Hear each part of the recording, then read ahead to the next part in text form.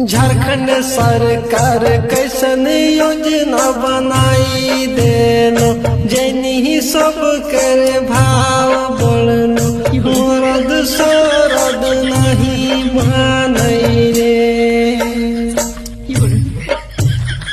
मैया सामन योजना 25 घुसल हिने हुने मल के भूल घर के काम होनाई कह रही रे की करबी भैया हमनू के हाल हो गोटे झारखंड के हाल हो की करबी भैया रे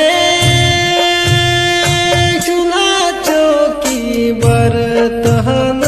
करे हाथ खड़ा हवा मजे पड़तो गोबरा फेंके पड़तो रे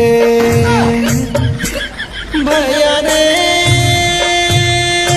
अंगना में झड़ुआ मारे हाथ गोहाल मारे हाथ जनी 10 बजे उठतो रे